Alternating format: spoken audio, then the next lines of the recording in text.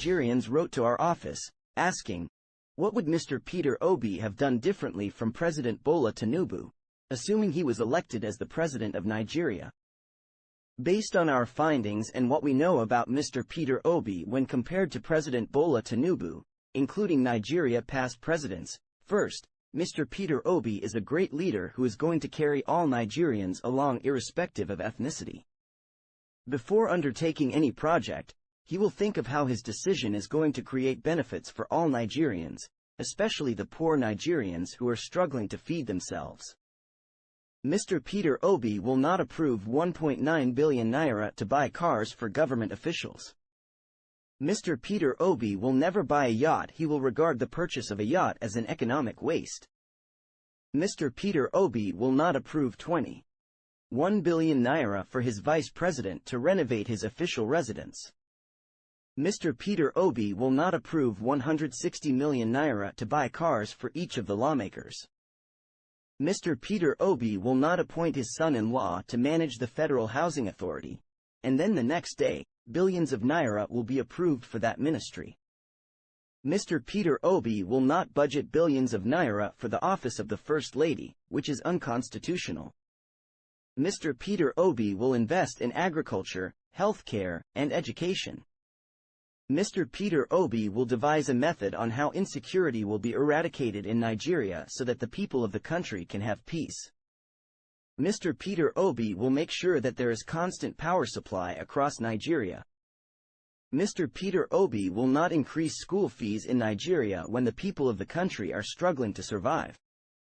Mr. Peter Obi will make sure that an alternative arrangement is made before removing subsidy. Mr. Peter Obi will be transparent. He will make sure that whatever money is going to be spent is made known to Nigerians. This is called accountability. Mr. Peter Obi will not go to any summit with hundreds of Nigerians. Instead, he will go alone to save money.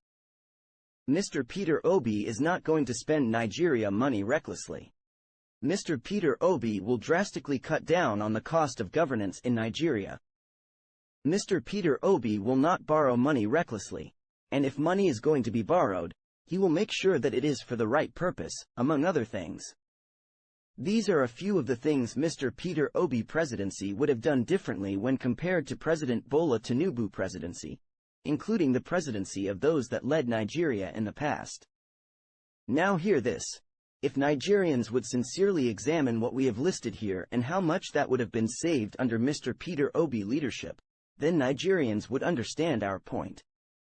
Again, if these areas we mentioned here were properly managed, the extra money realized from these areas could be invested into the economy of Nigeria, which would create a positive change in the country. All these are most of the things Mr. Peter Obi presidency would have done perfectly well.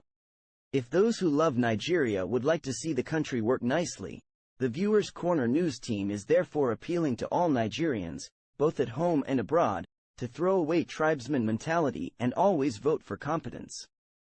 In the next few years, Nigeria will begin another journey to elect another leader, so we plead with them to do the right thing when the time comes, so that they can end the economic hardship that has eaten so deep in Nigeria.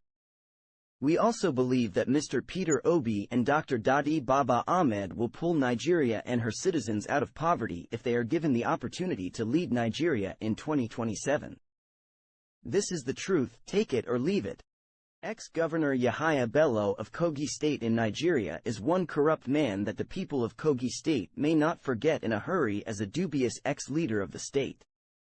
When ex-Governor Yahaya Bello of Kogi State was leaving office, he brought a yes man whom he thought could cover his dirty tracks and also do what he would want him to do.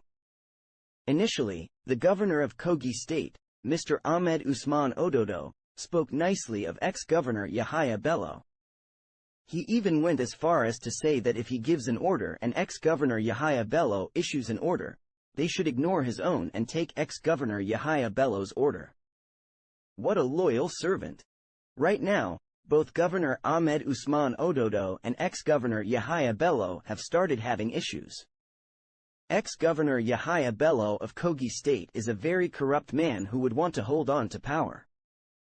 Nigerians saw how he wanted to take away the senatorial seat from the rightful winner in Kogi State and give it to his choice of candidate, but in the end, ex-Governor Yahaya Bello failed completely, and the woman reclaimed her seat through the court of law in Nigeria. However, ex-Governor Yahaya Bello's manipulative agenda in Kogi State has already ended because a new governor is now in charge, and there is nothing ex-Governor Yahaya Bello can do about it. Again, there are so many ex-governors and serving governors, like ex-Governor Yahaya Bello in Nigeria. We are hoping that someday a great leader of the Economic and Financial Crimes Commission of Nigeria shall be appointed, and when that time comes, ex-Governor Yahaya Bello and the likes of him shall be put on trial. If they are convicted, they should be made to serve a very long jail term, which will serve as a lesson to other political thieves in Nigeria. Time has come to place a death sentence on corrupt, convicted Nigerian leaders at all levels of government. Former President Buhari, a no-nonsense leader of Nigeria at some point who was against corruption and indiscipline, allowed those who worked under his leadership when he was the president of Nigeria to steal lots of money to an unaccountable tune. This is completely unacceptable and should be condemned by Nigerians both at home and abroad.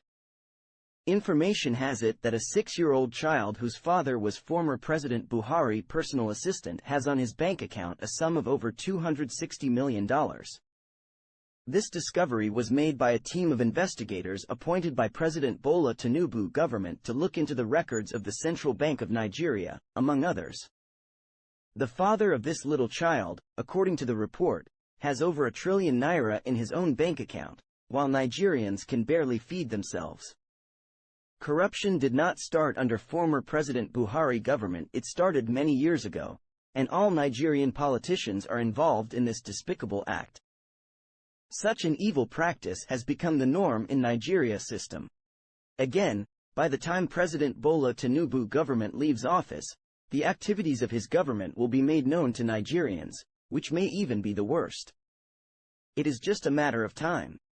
So, Nigerians should wait until President Bola Tinubu government leaves power. These politicians who looted the treasury of Nigeria were, at some point, members of other political parties. Now they are all members of the All Progressives Congress. These groups of politicians are only following the trend, meaning that they are always on the move to join any ruling political party in Nigeria. They are all the same corrupt politicians who have no conscience.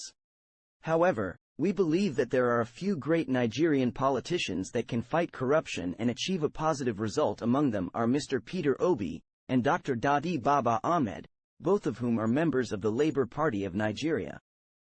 These gentlemen are exceptional leaders, and if they are given the opportunity to lead Nigeria, they will definitely change Nigeria for the better. Nigeria has allegedly secured a loan from the World Bank to buy furniture and stationery. Another funny way to manage the economy of a country. Even if these loans were initiated years ago by the past leadership of Nigeria, it would have been better when the present leadership of the country came on board and wanted the betterment of the people of Nigeria to put a stop to some of these unwanted loans. The reckless borrowing of this administration is certainly going to put Nigeria in a serious situation. The APC government should learn to cut costs. There are so many areas of the economy where money is needed and not to buy furniture and stationery. This is an economic waste. We are appealing to Nigerians to always elect competent leaders to run the affairs of Nigeria. Some of the irritating statements that Nigerians are hearing today would not have been there if capable hands were elected to run the affairs of Nigeria. So in subsequent elections, Nigerians should choose wisely. This is the only way the country can grow and move to the next level. Those Nigerians calling on the government of Nigeria to start negotiating with terrorists and bandits got it all wrong. If people government is installed in Nigeria, if a government that does not play hide and seek with the people of Nigeria and a government that respects and obeys the laws of Nigeria is installed into office, there is no way terrorists and bandits would not be clamped down. We believe that those calling on the government of Nigeria to start negotiating with terrorists and bandits may have a hidden agenda. If not, Such a group of people should have joined the government of Nigeria to end the insecurity in the country instead of asking the government of Nigeria to start negotiating with terrorists and bandits. Look at how human beings were recently massacred in Plateau State till today. No arrest has been made. On a daily basis, innocent Nigerians are being killed across the country like animals. These are human beings created the same way their killers were created. What offense have they committed? These are innocent Nigerians going about their businesses so that they could be able to feed their families. Honestly, it is so sad. Look at Deborah, who was also killed years ago in the northern part of Nigeria. A young man paraded himself with a matchbox, boldly saying that he used that matchbox to set Deborah ablaze. To this day, that young man and his groups are still roaming the streets of Nigeria freely without being arrested. Again, we are appealing to the government of Nigeria to devise another strategy on how to end the insecurity in the country. The insecurity in Nigeria has given the country a bad image before the world, which is so sad, and if the government of Nigeria did not put an end to such brutality, investors would likely not come to invest in Nigeria anymore. So the government of Nigeria should do the needful by saving Nigerians from being killed by these terrorists and bandits who have no conscience. Want more in-depth analysis on politics and good governance? Subscribe to Viewers Corner News and hit the notification bell to stay updated on our latest videos. Thanks for watching.